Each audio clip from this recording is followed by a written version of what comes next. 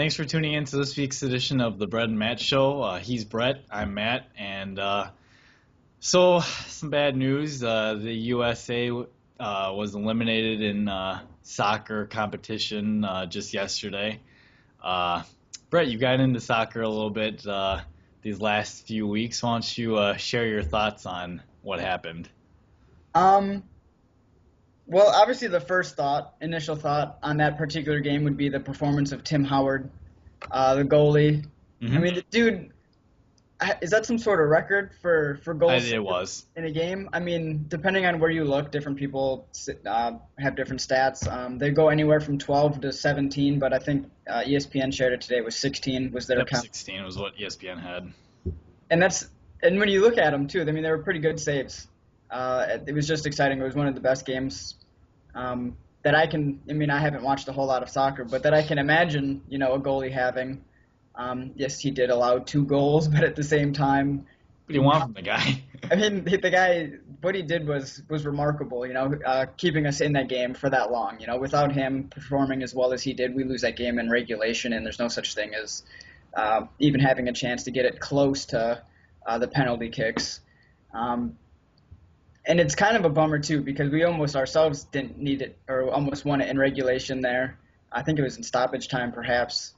Um, when Wondolowski, I believe is his name, who had a good header, set him up, booted it over the top of the goal. Um, and I know he took it hard, so I'm not going to give him too much, ribbing or anything for that. He understands what happened, and but overall, I think so to this point, and I'm probably still gonna catch another couple games, watch it through the final and see who wins the whole thing. Um, it's been exciting for me, like as someone who hasn't watched a lot. A lot of these games have been, I think, pretty well contested. Particularly this round of 16 was really good. Um, I know I wrote a little mini blog on one of the second half of a game I watched like a week and a half ago, and that game was boring, as you can tell from my thoughts as I was watching it, my live thoughts.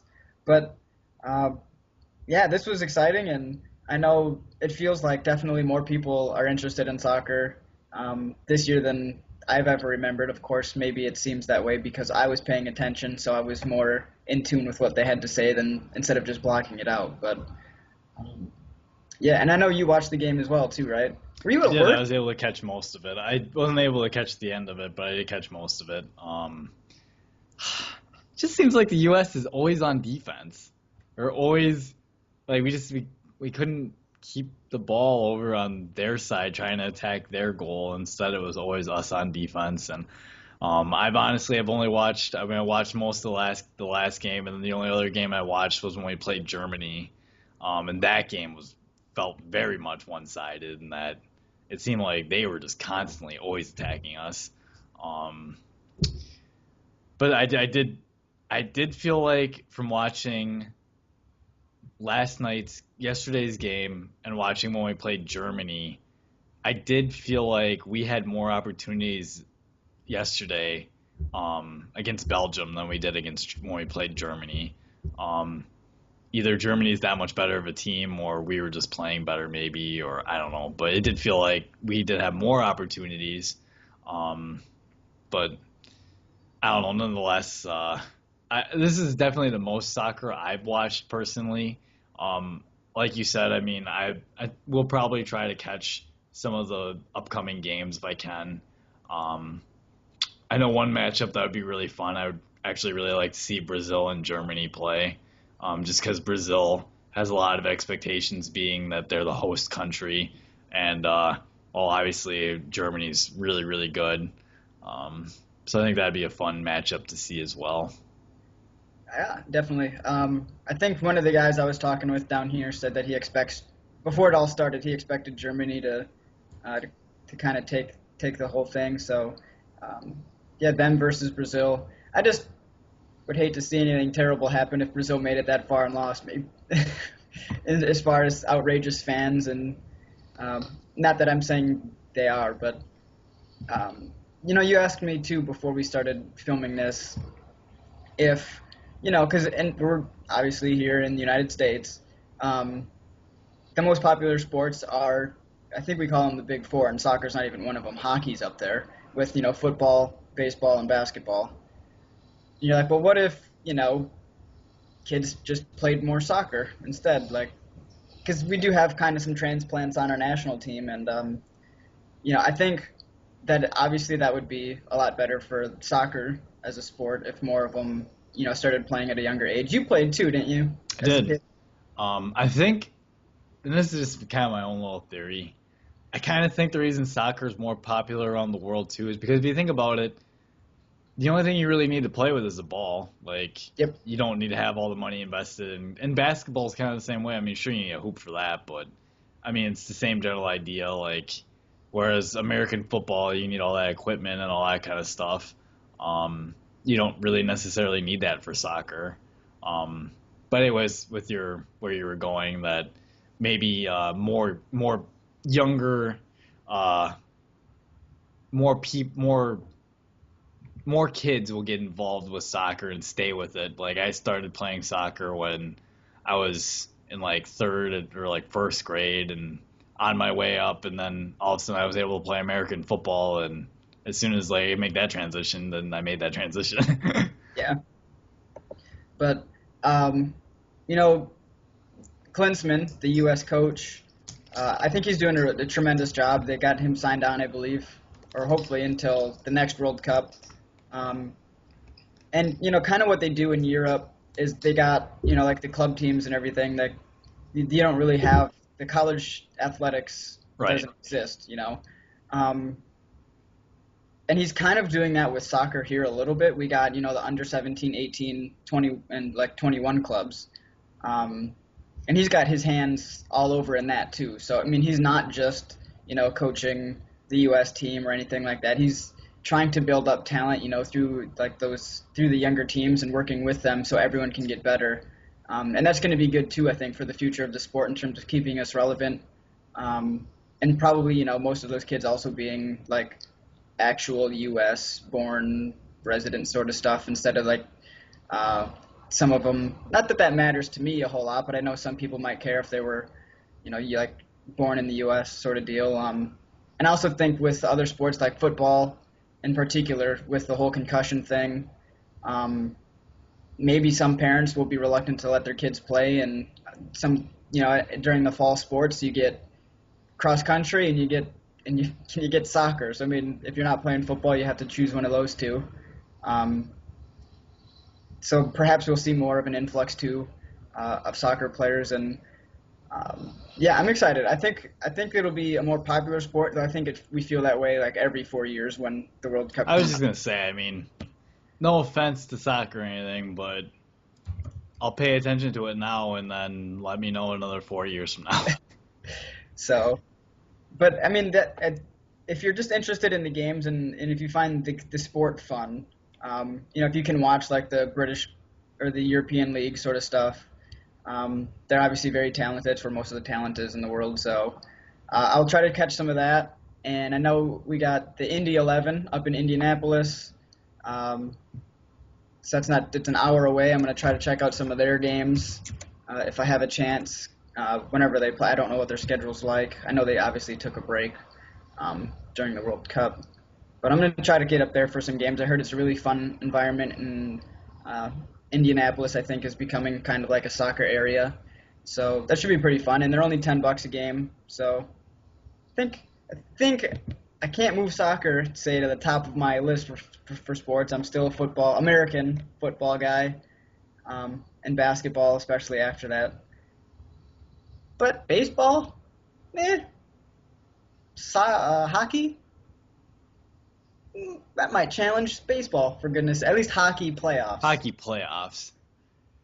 But yeah, soccer's definitely rising up, and I'm kind of proud of this team and Tim Howard, and Yeah, definitely. uh, I'm looking forward to see what happens in the future. Fair enough. Um, so I suppose we could move on to our NBA draft review. Did I do better than you? I think I think you ended up doing better than me by a pick. I think you got four. I think we're counting it as four right, and I think I got three. So we Thank- both suck, is what you're saying. Yeah, and we got the first two right, which were pretty Those were obvious and gimmies. easy. So, I mean, after that, Why we didn't I put Joel Embiid going to 76ers? it's you got Randall going to the Lakers, correct? And you got Sarge going to Orlando. Which technically They traded. traded, but that doesn't count because NBA is weird. Because you have to draft who The other essentially team. the other team wants. Yeah. And then I got Levine going to Minnesota, correct? How did you get that one right? They gave him a guarantee. I have good inside sources. No, I just, and it really is funny because we should have, yes, the Embiid thing is scary, but if we would have just been paying attention to Philly, right? They tanked all They year. clearly are just trying to tank again, just stacking up their assets. That's all They, they're doing. they drafted an injured guy that wasn't going to play at all this year with their top. We're one of They their did it last year. They did it again this year, and it really shouldn't have been that surprising. I don't know. We were just buying into everyone else's rumors and buying into the injury stock was gonna. That's exactly what the 76ers wanted. Why didn't we either one of us see that? I don't know. And we both had, Noah Vonleh going a little earlier than he did. I didn't have Aaron Gordon going as high as. I didn't expect him at 4. Do you really think he's gonna be the next Blake Griffin? No. I think Blake Griffin has a bad shot. Aaron Gordon's an even worse shot, okay? They both are athletic freaks. They have the athleticism going for them. And, I mean, that's probably about where the comparisons stop. It's Probably. just that they're athletically abnormally gifted in that way. Blake, as much as you don't like Blake Griffin, he's actually turned into a pretty good player. He has. I give him credit for being much better. He's a much better post player now than when he first came into the league. And I don't see Gordon as being that kind of guy that can score like Griffin can. Probably not. Not unless He's a high energy guy. he is, and he's going to need people to set him up, I think, closer to around the hoop, and he's got to work. He can try. Wait, who did Orlando ended up trading for a guard, right? They traded up for Peyton. Peyton, yep. They switched picks. See, and I had them taking a guard.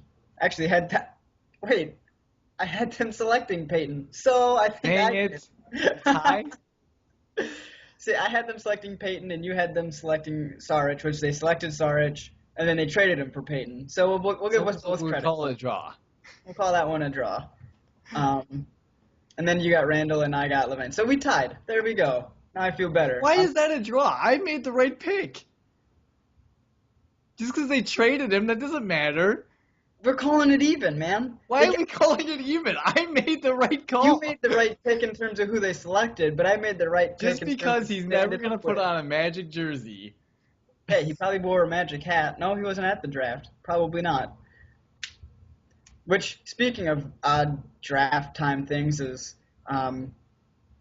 Shabazz being drafted, throwing on his hat, and then during his questioning, Yeah. they're talking about him being on the Heat already because the trade was already made. So it was like he's wearing the wrong hat during his Heat interview, which is, again, one of those weird NBA type things. Funny. And obviously Bill Simmons not too happy with that being.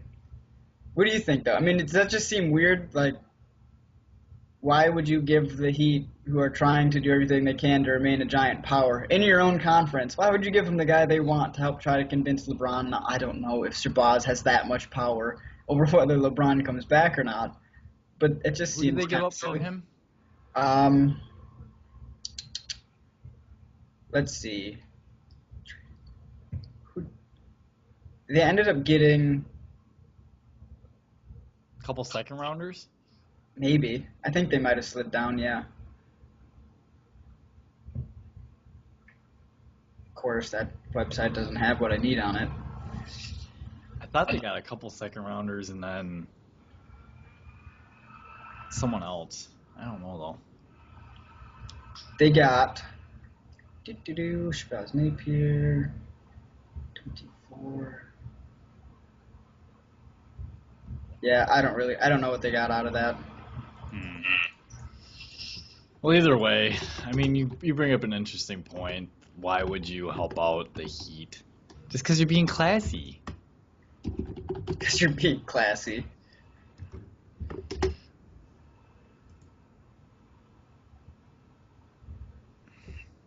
Yeah, they got Samaj Kristen. They Point got the rights. They Xavier. got PJ Hairston. And PJ. Okay. Now that's actually, I think that's a pretty good trade for them. PJ from a talent perspective Yeah. would have been, much He higher should picked have been, yeah, a lottery guy probably. if he didn't have to go that D League route because he got kicked out of school. So, getting him at 26 is a pretty good pick for Charlotte. Guy that can score, something that they need, and that they also drafted. That's just weird. Okay, we got to talk about that then, since we're on the topic of Charlotte. Noah Vonleh also going to Charlotte, where Cody Zeller is. Cheer everyone here at IU. Problem is, one of them's going to keep the other one from playing, right? Cody's he's not a center. The guy is a twig. He would snap in half if he had to be. I know there's not a lot of true centers, so he might be okay for most of the games. But maybe. I don't know. He's a pretty skinny center. But one of them is going to be keeping the other one down in terms of playing time, I think.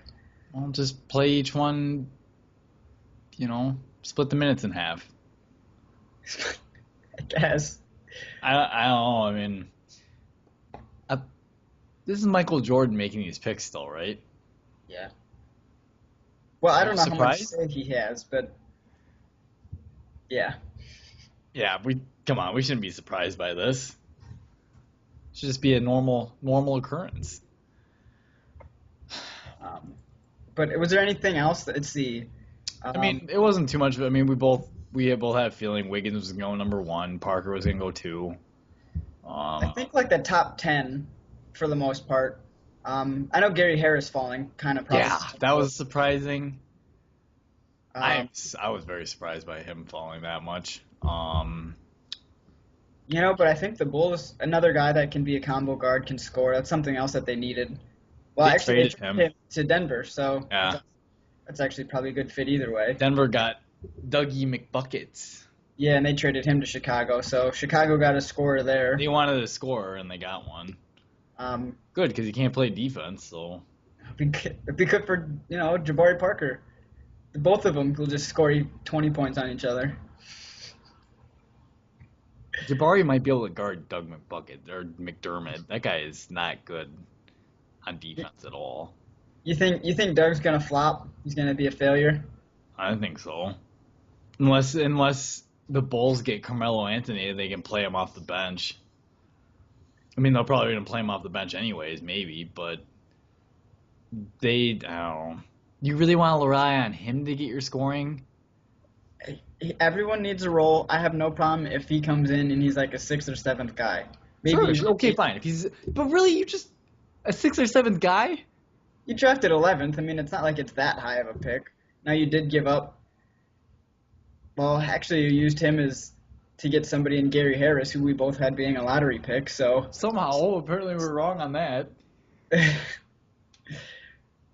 But yeah, if you're Chicago and you just use him as like a bench scorer kind of guy, someone that can come in and provide at least some points. Sure, I could see that. Especially in Chicago. Like, that team's offense was anemic, especially with Derrick Rose. That's why they needed him so badly. Even with Derrick Rose, when he played 2 years ago now, or however long ago it's been, offensively they weren't necessarily that dynamic of a team. It was a lot of, Derrick Rose, kind of do your thing and see what happens elsewhere. So I think that's all right. I don't mind either one of them being selected and playing for the teams. And then you get a guy like Mitch McGary, who had to unexpectedly leave school early. Yeah, boy, you want to talk about a guy who, if he doesn't have that back injury, and decides to go pro, he's a high lottery pick for sure. Two seasons ago. Yes, his freshman year, when he came on in the tournament, he would have been a high lottery pick. Like, everyone was buzzing about him. And then he falls to Oklahoma City.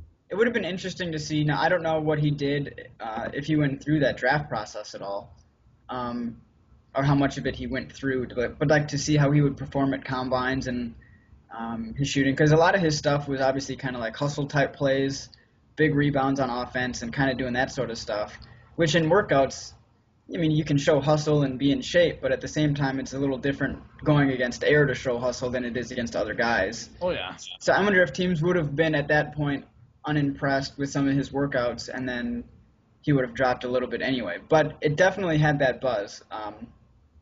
Especially, but you remember, too, this is last year's draft we're talking. Last year's draft was historically bad.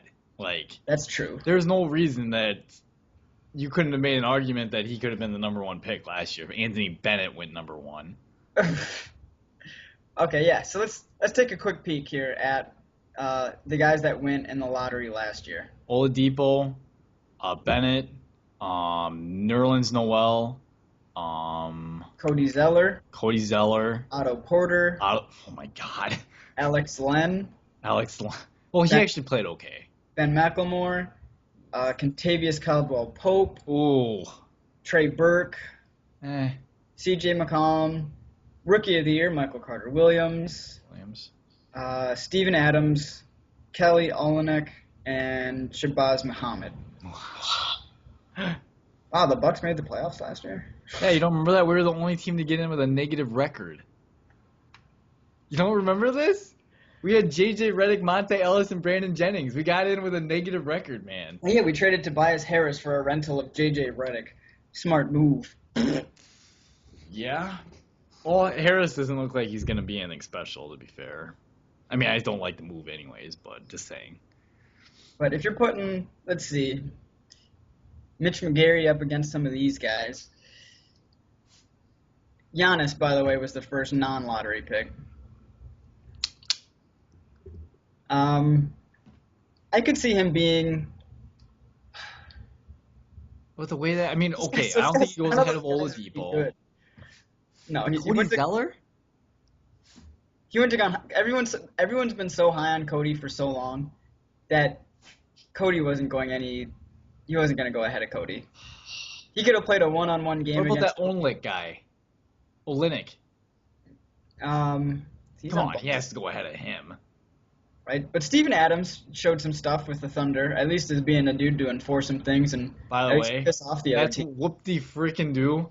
That's one of the picks they got from the Harden trade, just so you know. Congratulations. They need a guy like that. That's a great pick. Okay. For the best shooting guard in the game, probably? Come on. Yeah, that's true. Who's and a a better guy shooting guard than Harden right now? And a guy to score off the bench, which is obviously still something that they didn't have because they've only had. I mean, Jeremy Lamb's not good enough? Apparently not. I kind of expected he would be. So God, how did Houston manage to swing that deal? I tell you, it just blows my mind, man. Right? They could have still had him. Now, they would have obviously been in the luxury. They would have been paying some tax money. Which, as a small market team, they don't want to do. No. Though, I think... Although they might not have given Serge Ibaka that big contract extension then. Maybe he goes bye-bye instead. That's true. But I think either way, they obviously wanted to get something instead of nothing out of it. So, and they had to make a choice between one of the two, and they just went with the big guy instead of a guy who'd be a sixth man getting that kind of money, because I don't think they were going to start him a whole lot. They're a product of their own, I mean, their systems kind of thing to let them down, because they probably thought, hey, we can scout really well. I mean, look what we've done. Then you got to pay these guys when you get all that talent, though, and with the tax being what it is and being so harsh, especially if you're a tax offender back-to-back and you got to pay like double tax or whatever it is. I mean, just look at, it's slightly different, but in terms of paying, guys, Brooklyn, Yeah, did you see that report? They lost $144 million. Yeah, that's... The next closest team was like the Clippers at 13. Yeah, it wasn't very... And if you add up all the teams that went negative, it's like a little over $50 million. The Nets almost tripled that. They're one team. Yeah. So that's obviously exhibit one on why you don't spend that much money on a roster. But then again, it's slightly different Lots when of you're old spending. crappy players. I was gonna say it's slightly different when you're spending money on, say, 25-year-old players versus 45-year-old guys. Oh, Like, roster of old crappy players. And you know what? You got the whole rest of the other people that aren't paying the tax because they get money back then. They're all saying, you know what? Keep it going, man. Keep it going. Keep spending money. Keep giving us money. um, definitely. And then, well, okay, while we're at it, we're on the topic of Brooklyn. Let's just skip ahead here in our thing. Let's do We'll it. come back to free agency to the Jason Kidd ordeal. What are your thoughts there on Jason Kidd being traded for two picks, two second-round picks? Thank God. One in 2015 and one in 2019. Yeah. Um, I like it. I like the move. I don't necessarily like how he went about doing it, but as far as the move standpoint, I like it just from the sake that, I can't name the last time I saw ESPN have a press conference for the Milwaukee freaking Bucks. It just doesn't happen. So, I mean, he's a big name guy. You put aside his Hall of Fame credentials as a player. If you look traditionally, I mean, people say that your point guard's an extension of your coach anyways, and so he obviously should have a really good feel for coaching. As far as a basketball standpoint goes, putting aside that he apparently wanted more power, didn't get it, played a power move, whatever you want to call it.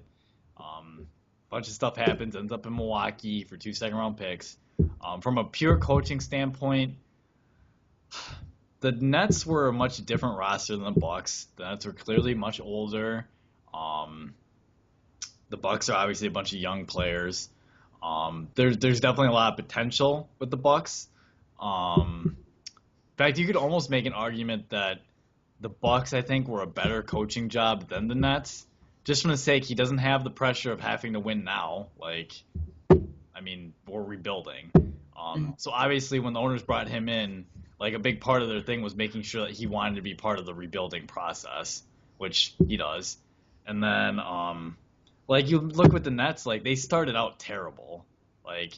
He already had people calling for his head, early in December, people. And the other thing is, no one wanted to own up that they were the one with the bright idea to hire Jason Kidd right after playing in last season. No one wanted to own up to it, and all of a sudden, Kidd got the ship rewrote, and they won the next 10 of their 11 games, and they actually ended up winning a playoff series. They were the 5th seed, the Raptors I think were the 3rd seed, and they ended up winning it. They ended up winning it. I don't know. I honestly I think it's gonna be good for Milwaukee, and I don't know. We'll see how it goes. I mean, it could go bad, but I'm trying to be optimistic as a Bucks fan and stay to the more positive side. So, you might as well just go off on your rant about Jason Kidd now. Now here's the thing. Obviously, he was a great player. So I hated the trade when Devin Harris got traded for him. What happened when they did that? Oh, they won a title. That's right. Oh, what happened when Devin Harris played? Oh, they lost to Dwayne Wade's Heat. Dwayne Wade went on an insane rampage during that series, okay? Anyway. Jason Kidd was able to contain him? Jason Kidd was 37 years old.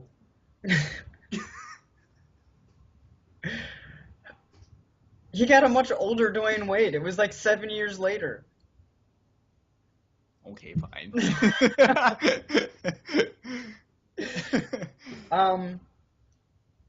So obviously good player. Him as a person, I don't know him as a person, but just some of the things that he has done, like that Lawrence Frank thing where he made Lawrence Frank the highest paid, assistant, made sure that he was highest paid because he just put his foot down for that guy. He's pounding the table for him as what's his face that always does an NFL crap says. And then, he just all of a sudden, for some reason, the smallest little things happen. Got to get him relegated to signing paperwork and making coffee because I don't want him on my bench anymore. And then he also said he was going to pay the rest of his money out of his own pocket because he's just a classy guy. Then he said, "Nope, never mind. I'll let the organization pay that." So that whole ordeal kind of upset me a little bit. Him spilling his drink to try to earn extra time out. That's One a of joke. the If he does slyest that, things I've ever seen in my life. if That he was does awesome. that- Come on, if he can't you does just that with admit the that was Bucks, funny? that was not funny. That was Hilarious. I was dumb. That was silly. I hope he got fined for that because that's just absolutely obnoxious. Let's see, domestic abuse, That was way in the past. He's a grown. Come on. drunk driving, and then trying to pull that power play. Now, you give him credit for at least trying the power play, especially if he doesn't think he can get along with the guy above him, Well, and then he's going to get fired anyway, Do right? you think he was trying to get himself out of Brooklyn? I Because there were think rumors that's that gonna he didn't help. necessarily get along super well, and he knew he's not dumb. Like he knows people were trying to get rid of him before already. Well, sure, they were trying to get rid of him because his team was losing. Yeah, and they turned it around. I wonder how much credit a coach gets for that. Well, he should get some because he changed up Especially their given- he changed up their lineup when they were Yeah. after they started losing all those games. Well, and then Lopez got hurt. They had to kind of go small ball. Well, that's the other thing. Yeah, Lopez obviously you don't bank on. I think is he an all-star?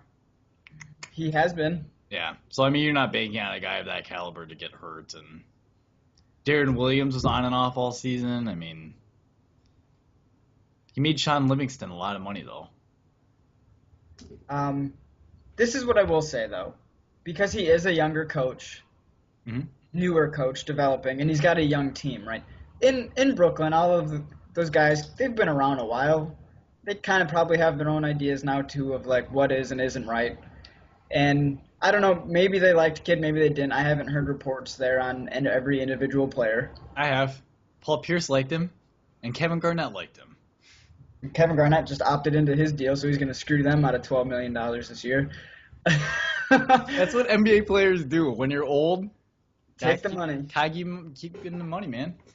But I think because the team is young, hopefully he knows what he's doing, and they'll buy in and just fully buy in and not have any sort of clashing because this will be like, for a lot of them, different experience, obviously, but because they're younger, they're more likely, I hope, to buy in and just kind of go along with what he says, and it's the right stuff. Well, And a I lot of do- these guys, I'm sure, on this roster, I mean, you gotta think they've probably seen look at- Kid play, or maybe even played Cool. against him. Brandon Knight probably played against him, I bet. Maybe, yeah, probably. I mean, you just think that some of those guys, Larry Sanders definitely has. Like, you think, some of these guys have played against him. I mean, they know what caliber of a player he is. Maybe that will work in his favor for getting, as you mentioned, kind of getting them to buy in to his philosophy. Now another thing too is that they mentioned free agency making Milwaukee an attractive place. Do you think that happens? Do you think that's possible? That him being like Yes and Parker, no. Giannis being like the three-headed. I think they're legitimately trying to change the culture of Milwaukee. I do think I think they're doing their best to try and change that. I actually kind of compare it pretty similar to what the Brewers did. If they can get a new stadium built, I mean, you're never gonna attract that Carmelo Anthony like top tier star, but you might no longer have to necessarily overpay for a second tier guy like we had to in the past. That's Yes. my thoughts, anyways. That's my hope. I just wonder what.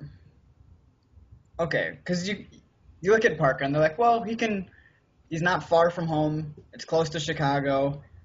You can still live in Chicago if you really want during the off season and all that other stuff. hmm Is that something that guys want to?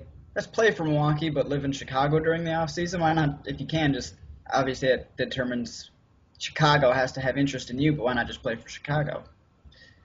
That's a good point. Unless you have, I mean, that's the thing. Maybe you try to build up the team good enough so that you can keep your stars. Like they end up in an environment where they actually want to stay and not necessarily just leave right away. That's another hope I have. And especially for Jabari. I mean, he took it back, obviously, but I do legitimately think that if things in Milwaukee go good, I don't think he would mind staying his whole career in Milwaukee. Which would be nice to have somebody be there and be like a cornerstone and just someone that we can just, it'd be. Now it's obviously a high praise in terms of like legacy type stuff, but just the way people rallied and always loved Brett Favre, like winning and his style of play had something to do with that, and him just being that old gunslinger.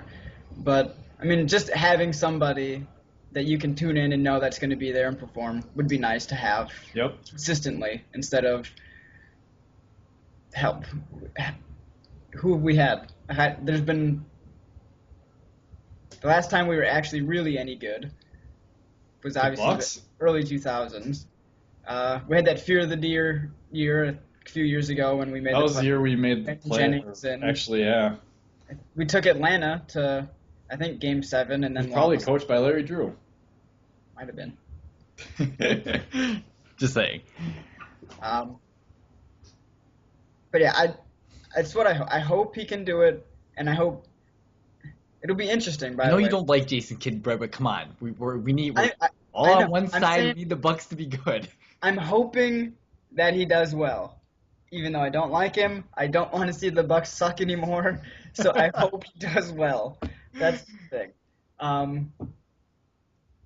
And we'll see. I mean, it's we're not going to be good right away with this roster. I don't feel like. Now I know Larry Sanders didn't play a lot last year. Quick thought. So, what would you consider a successful season then for Jason Kidd next season? Like record-wise, how many wins do you want?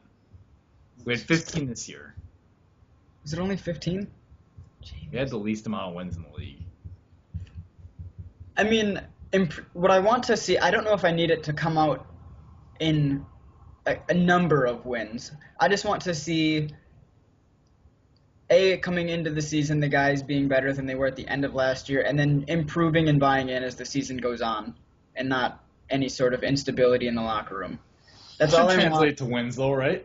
It should. I don't know what that trend, or at least more competitiveness. Like, if you lose more games by, under 5 points instead of losing points by more than 10. I think at the beginning of the season we were in some of those games, and we just kept losing. But then when you keep losing, and then all of a sudden your morale goes down, and injuries and some other stuff.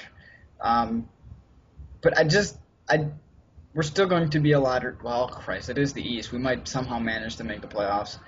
And obviously a lot. 25 wins? That's the number I had in my head if you were going to make me pick one. It's obviously pretty good improvement. It's almost doubling, and then it's not. See, I thought 25 wins, and then I thought if we somehow manage to get to 30 wins, that's ecstatic. Yeah, and hopefully a lot of those wins are home games, so then we can sell some seats. Maybe we'll lose the road games, win some home, and at least have a nice home court advantage. Yeah, I'm gonna try into a Bucks game this year, okay? Yeah, we've been planning that for like 3 years. Yeah, it didn't happen, but this year I have a legit reason to go. Jabari For Parker, Jason Kidd. Yeah, 3 reasons. Those are 3 good reasons to go for you. Because I know you like the Greek Freak as well.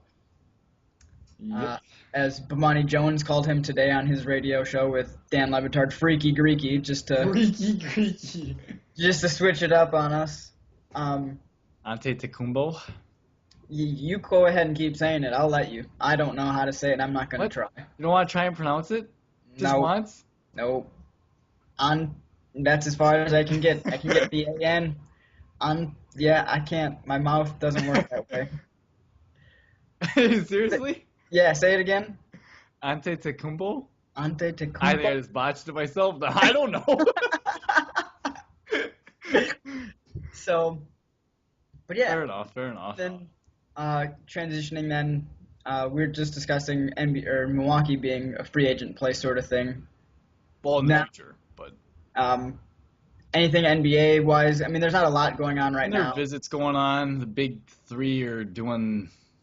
I don't know. Well, they're- last time we recorded, LeBron just opted out, I think. Right. Well, now everyone's opted out. Now they've all opted, LeBron's come out and said that he wants a max deal. which is something we didn't expect. Hmm. But check Can you it. blame him? No, he's 11 years in the league, He's never never been the been the highest highest paid. Yeah, on his never own been the team, highest paid player on his own team. What? which is ridiculous. That is ridiculous. Let alone not the highest paid player in the league, but on his own team. So He's finally said enough to that. and you know what? And if he goes and he looks at Bosch and he says, "All right, Bosch, you're worth 15. Wade, you're worth nothing." I'm just kidding. Well, you're worth less than what you were making. If you guys accept some minimum deals, let me get mine. I'll stay. I'll stay. Not. I'm leaving. Right? And he's got that kind of power because they know they're not going to win with just Bosch and Wade. Now you take LeBron James 20 million off the books, and you say, well, then what can we We'll go sign get? Carmelo Anthony. Yeah, you're not gonna win. Come on. You could say Melo if you would want, or you could just grab a couple other guys. I mean, you could get guys like I think Trevor Ariza's still out there. I think Kyle Lowry hasn't Kyle been Lowry's signed still yet. out there. And then maybe somebody else to go with it. You know, give them like $6, $7, $8 million deals. You can pick up 3 pretty decent players, build some good depth, and still have at least 2 superstars that are going to sell seats in Wade and Bosch, even though they're not going to be quite as exciting as people think they are. But so I don't have an issue with James saying he wants. No, I don't either. I mean, it does kind of go against, I guess, what I thought when he said he wanted to help the team out, but it's hard to, I mean, obviously people are stupid and they're going to call him selfish for wanting to do that. Yeah, the guy for the last 11 years hasn't been the highest player on his own team, but now when he's in his prime, he wants his money. I don't understand what the issue with that is. If that's the issue, why would he opt out? Why not just say, yo, Bosch, Wade, you guys opt out, I'm staying, but you guys can re-sign for, I mean, I guess it's best for him, though, to, just for the sake of having options. I'm sure what he'll do, if he stays in Miami, it'll be a 5-year contract because that's the max. Because since he's staying in Miami, they can offer him another year. I don't think he goes 5. I think he goes 5, and then after the 3rd year, he has another option to opt out. See, I was gonna say, okay, you're gonna say 3 years, and then I think he's gonna do what he did when he came to Miami. All 3 of them put opt out options after however many years. Okay, and you say it'll be after the 3rd year? I think so. I don't know. Whenever the earliest is that it'll be after the 3rd. I don't know if you can do 2nd. Maybe it'll even be after the 2nd. But he'll give himself. He has that kind of power, anyways. Like if he wants to opt out, and he wants that in his contract, the team's gonna put it in there. If I'm him, I'm taking a shorter term deal, 2-3 years, which is about what you're saying anyway, for him to opt out. Yeah. Because I want to sign another contract. B, I want to still be flexible in terms of where I can be, especially at the end of my career at that point, where he'll be, how old is he right now? Just turned 30. Okay, so he'll be 33 by the time, we're He'll be on the tail end of his prime theoretically, but it's LeBron James, so who knows? But for like those last 4 years, until he's up and getting into his mid-30s, that he'd at least like some flexibility. The only issue with that is what if he gets hurt? That's where if you sign the 5-year deal and you get hurt, then all it sucks to be the team. But just ask Amari Stoudemire how that's working. I'm just saying that's why he would sign a longer deal, and that's why you put the opt-out in because you can still get out of it then. Yeah, that makes sense. And LeBron's always thinking ahead, anyways. So. Yeah, I definitely don't think he's going to. But I just feel like if he signed a 5-year deal and then opted out so early, he would, because he's so conscious and aware of the thought about him, what people think, because he's a brand. Obviously, each person is a brand. I don't care. Obviously, Nike is a brand as well, but LeBron James himself is a brand and has to kind of handle himself as a business. Oh yeah. Like if he opts out, our team's people gonna just be like sick of having him be like a guy that's looking for a place to get better. I mean, it makes sense. I can't blame a guy for wanting what's best for him, necessarily.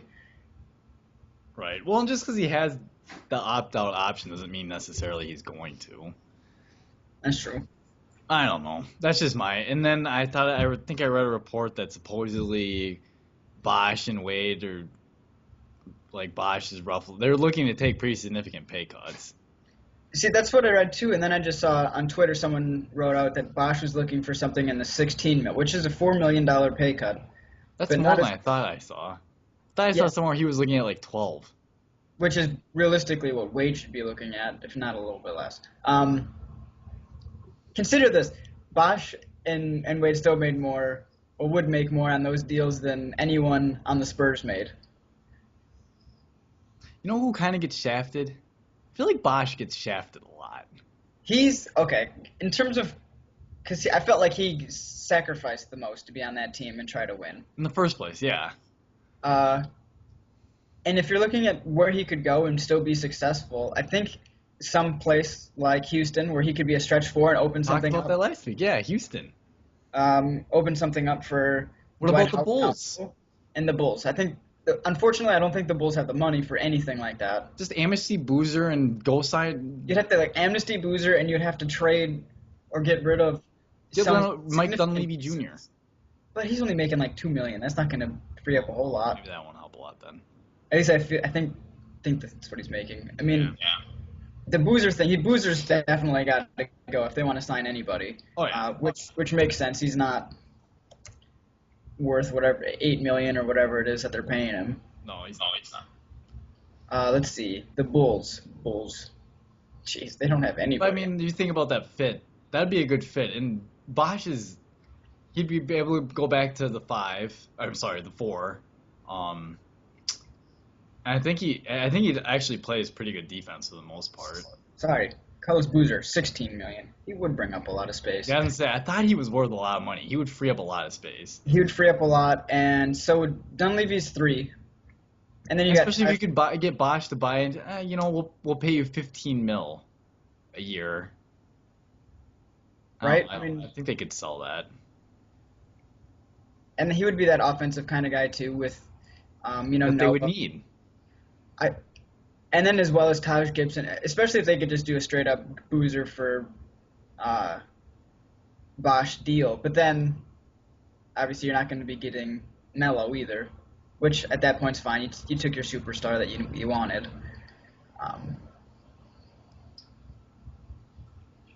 I think those would work. I think those are probably the two best. Now Dallas obviously is his hometown. Dallas has money now. He they're going- supposedly doesn't care about going to Dallas, though, from what I read. Well, and you expect them to sign Nowitzki, so they're sadly They're waiting to sign Nowitzki, by the way. They want to try and make a pitch to Melo. Yes, and he was visiting there today. He visited Houston and Dallas, I believe, today. After visiting Chicago yesterday. Yep, he visited Chicago yesterday. Everyone's pulling all the stops to try and get him. I mean, they've got billboards and got pictures of Carmelo Anthony photoshopped in number 7 jersey. Which Jeremy Lin feels Jeremy very... Lin mad. So, let's see. Overall, though, I mean, not a whole lot of emotions happening yet. Not yet. And to be honest, it's either going to be one of these or NBA free agency things where we could do a lot of talking, or everyone could just end up staying home for the most part, and we might not be doing a whole lot of any talking. True. So it'll definitely be something to keep our eye on. I kind of hope for some movement. I just want for some movement. excitement's sake. Just to switch things up. Melo somewhere else. Let's throw James somewhere else. Why not put Bosch somewhere else too? You can just put everyone everywhere. Let's see. So that's probably we need anything else to talk about for NBA free agency? Not much going on. Not a whole lot. See, Guess quick we can move hitters. on to our NFL talk. Unfortunate news out of Buffalo. Kiko Alonso torn ACL, working out with the Oregon football team. Yep, I believe. that sucks. Defensive rookie of the year. Big piece, especially when you're a linebacker on a defense. Like I always feel like that's one of the more important positions in terms of leadership and responsibility. Because in terms of it's run and pass, you got dual He was responsibility. good in both, by the way. And so that's a big loss for them. And you hate to see, especially working out, like not even in a game, but just workouts. Something he didn't even need to be doing in Oregon, other than just trying to get better. And then we got Jimmy Graham, ruled a tight end, not a wide receiver. What do you think? Well, he shouldn't have, put his Facebook page and his Twitter account saying he was a tight end because apparently they used that against him. which is funny. But if you look at the way he played, 2 out of every 3 snaps, he's not lined up in a traditional tight end spot. And it certainly would have made things interesting for New Orleans had he been a wide receiver, because that would have been over the cap. Because they would have been over the cap. And they would have needed to find. They would have needed to cut some people pretty quick here. Cut some people, or say, oh, can a couple more of you guys take a restructured deal, please? I would imagine though, like Graham's not very happy still. Right. Okay. Now, if you're Jimmy Graham, right, you just lost $5 million on this ruling because your team's too cheap to pay you. Okay, after this year, what do? I leave. You leave? You're out, right? I'm out. You're not happy. I'm not staying here. You guys already screwed me with not letting me tag as a wide receiver, and now still haven't given me any Still haven't given me my long-term extension. I'm arguably the best tight end in the league right now. Like, I'll go take my talent somewhere else. In fact, you know where I'm going to go? I'm going to go to Atlanta, where I have to play you twice a year. Or I'm going to go to the Panthers or Tampa Bay. I'm specifically going to one of those teams. You're just going to rub it in. Just go to the NFC South. That's what I would do. I mean, makes sense. You're telling me Atlanta wouldn't pay big money to get Jimmy Graham when they obviously don't have much of a tight end option? I know the Bucs just drafted a tight end, right? As well. I feel like they have. They took Serafian Jenkins. Okay. But if Jimmy Graham was there, now they would have like a legitimate entire NBA roster sort of deal sitting on their team with 6'5" guys and 6'5" to 6'7" players everywhere. That'd be just bad. Like, I don't care who the quarterback is. You and me could throw it up in the air and let one of those guys come down with it. It's true. But yeah, I think that's interesting, and obviously that sets a precedent too for some other guys. I mean, Hernandez not in the league, doesn't matter for him, but like Jay Samaro just got drafted. He lined up in the slot a lot in Texas, Texas Tech. Yep. And I mean, you expect him to kind of play a lot out wide and in the slot too, and he's going to end up for his career being tight end instead of a wide receiver. Right. And I know there's obviously a lot of other guys. Perhaps Vernon Davis is going to be a little upset. He wants a new deal already. So, yeah, that rule not only just affected Jimmy Graham and perhaps his future with the Saints, but a lot of other guys. Kind of the future, how the tight end position is going to be graded still. Now, I expect at some point, obviously, someone else is going to challenge it, maybe with some different guys that are making the rules will overturn it and call a Jimmy Graham type player a wide receiver at that point. But yeah, that's kind of a bummer and kind of interesting. You could argue that he wasn't exactly stellar sometimes when he was lined up at wide receiver. Okay, but there's a lot of wide receivers that aren't good wide receivers, but they'd still be called wide receivers. It's true. Right? I mean, of course, those Graham guys didn't do very well against Talib against the Patriots. That's true. Of course, those guys also don't line up ever at tight end. Jimmy Graham at least has lined up at tight end. You're not putting Anquan Bolden in a 3-point stance on the end line and having. Are you sure you're not? Have you seen their goal line packages sometimes? I mean, but his hand's not in the ground. He's not an inline tight end like Jimmy Graham would be in those spots. Sure. No, I hear you, man. So, yeah, I think that's pretty much what we got for today, right? Yeah, that wraps up this week's edition of the podcast. So next week, hopefully some news on NBA free agency. Might have some more World Cup stuff to talk about possibly. So we'll try to keep an eye on that. But until next week, thanks for tuning in.